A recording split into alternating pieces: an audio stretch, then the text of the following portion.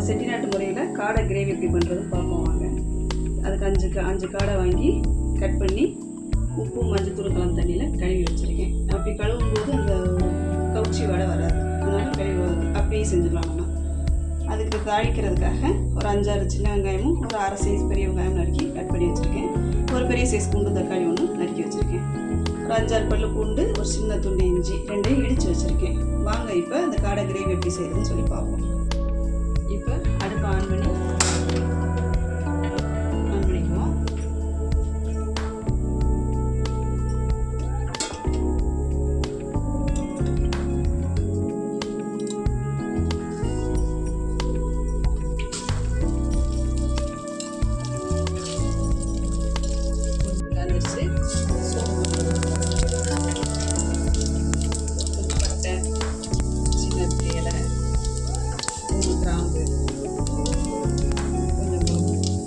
வெங்காயம்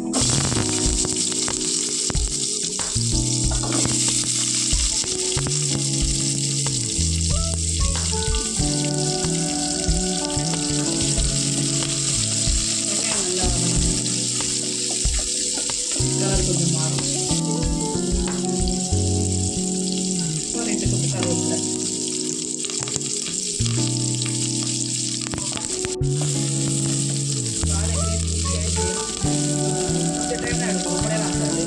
இப்போ தக்காளியை போட்டுக்கோங்க.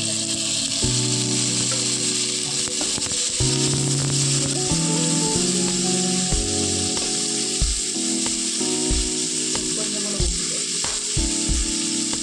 தக்காளி வதங்குறது உப்பு போட்டோம்னா சீக்கிரம்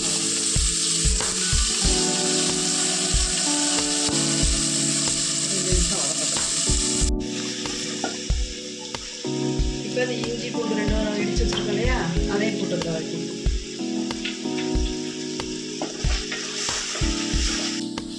தக்காளி இப்போ நல்ல பெரிய தக்காளியாக போட்டு காரம் கொஞ்சம் சுருக்கம் போடும்போது நல்லா டேஸ்ட்டாக இருக்கும். அதில் உள்ள அந்த கவுச்சி வடையெல்லாம் வராது, டேஸ்ட்டாக இருக்கும். நம்ம சாப்பாடை விட நம்ம இட்லி தோசைக்கு நல்லாயிருக்கும். ரொம்ப இடியாப்பத்துக்கு வச்சுக்கலாம். இப்போ வதங்கிடுச்சு, அது காடை எடுத்து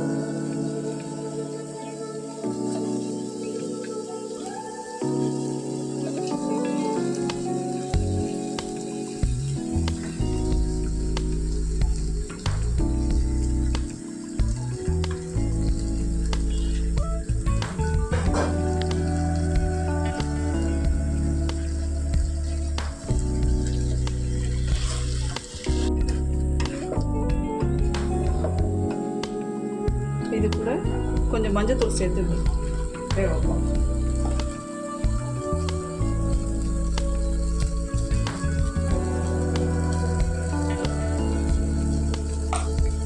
கொஞ்சம் போட்டால் போதும், ஏன்னா நம்ம கழுவும் போது மஞ்சத்தூள் போட்டிருக்கோம் இல்லையா, அதனால் கொஞ்சமாக போட்டால் போதும். கொஞ்சம் தண்ணி அதில் வந்து கொஞ்சமாக வரும், அதனால் நம்ம தண்ணி இப்போ சேர்க்க வேண்டாம். அப்புறம் மிளகாத்தூள்லாம் போட்டதுக்கப்புறமா சேர்த்துக்கலாம்.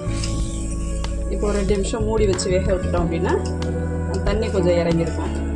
அதிலே கொஞ்சம் அந்த மஞ்சத்தூளும் சேர்ந்து கொஞ்சம் வதங்கட்டும்.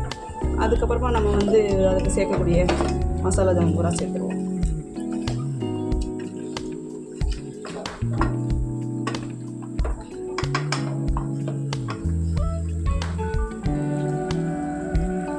ஒரு 5 நிமிஷம் வதங்கட்டும், மூடி வச்சுருவோம். 5 நிமிஷம் ஆயிருக்கும். இப்போ அதை திறப்ப முடியும்.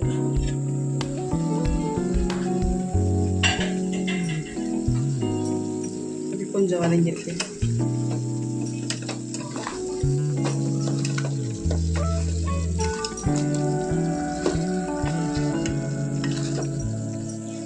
கொஞ்சம் அது வந்து கிண்டி விட்ற கொஞ்சம் கஷ்டமாக இருக்கும், ஏன்னா காலெல்லாம் இருக்கு இல்லைங்களா, அதை கொஞ்சம் நம்ம கையில் சுட்டுக்காமல் பார்த்து பக்குவமாக கீழே விழுந்துடாமல் செஞ்சுக்கணும்.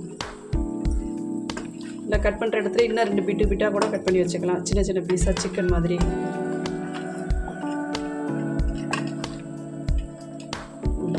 இப்போ இதுக்கு தேவையான பொடிகள்லாம் சேர்த்துருவோம்.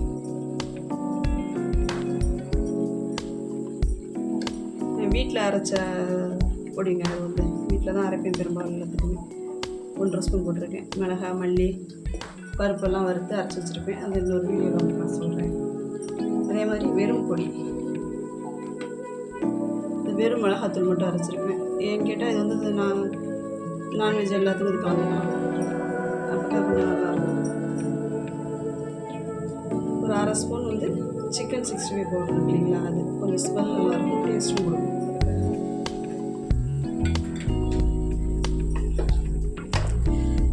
எல்லாத்தையும் சேர்த்து கிளறி வேக விடுவோம்.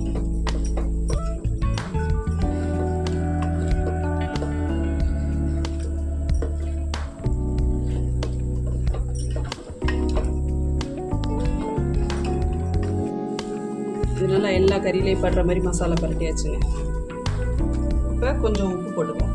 தக்காளி வதங்கும் போது கொஞ்சம் உப்பு போட்டிருப்போம். இப்போ இன்னும் கொஞ்சம் உப்பு, இது கறிக்கு சரியாக வந்துடும்.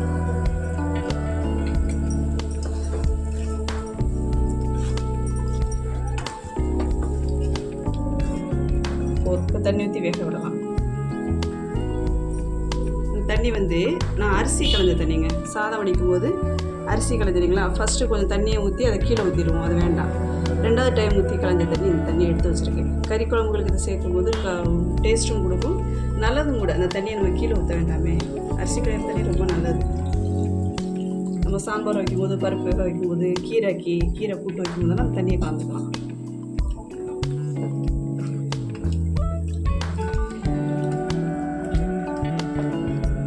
போதும், இதிலே வெந்துடும். நம்ம வந்து விருப்பப்பட்டோம்னு சொன்னால் கொஞ்சம் தேங்காயும் கொஞ்சம் சோம்பு 2 வச்சு அரைச்சதில் ஊற்றலாம். இல்லைன்னா அப்படியே ட்ரையாக கூட கிண்டலாம். நான் கொஞ்சம் தேங்காயும் சோம்பு வச்சு அரைச்சி ஊற்ற போகிறேன். ஏன்னா சாதத்துக்கு ஊற்றிட்டு சாப்பிடும்போது கிரேவியாக இருந்தால் தான் நல்லாயிருக்கும். அதுக்காக இது கொஞ்சம் நேரம் வேகட்டும், ஒரு 10 நிமிஷம் வேகட்டும். அதுக்குள்ளே தேங்காயும் சோம்பு அரைச்சிட்டு இப்போ கிரேவிக்கு ஒரு 4 சில்லு தேங்காய் வந்து கீறி வச்சுருக்கேன்.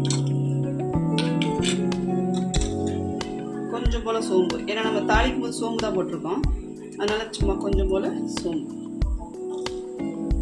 இதை போட்டு அரைச்சிக்கிட்டு போவோம். இந்த அளவு கிரேவி இருந்தால் போதும். இப்போ வந்து தேங்காய் அரைச்சி வச்சுருக்கோம் இல்லைங்களா, இந்த அரைச்ச தேங்காயை இப்போ அதில் ஊற்றுவோம்.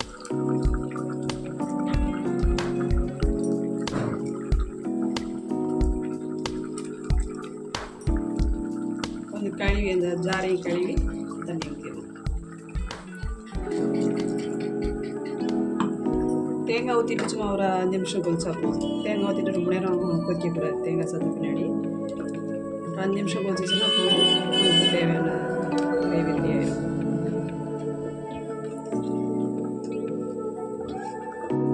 இது போதும். இது சாதத்துக்கு ஊற்றிக்கிறதுக்கு இந்த அளவு கொஞ்சம் குழம்பு மாதிரி இருந்தால் நல்லாயிருக்கும். ஆனால் இன்னும் நமக்கு கிரேவியாக இன்னும் கெட்டியாக வேணும்னா இன்னும் ஒரு 5 நிமிஷம் கொதிக்க விட்டு இதை வற்ற விட்டுக்கலாம்.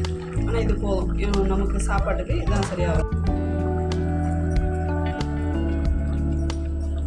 இப்போ அடுப்பு ஆஃப் பண்ணிடலாம். இப்போ கமகமான காடை கிரேவி ரெடி. சாதத்தில் சாப்பிடுவோம்.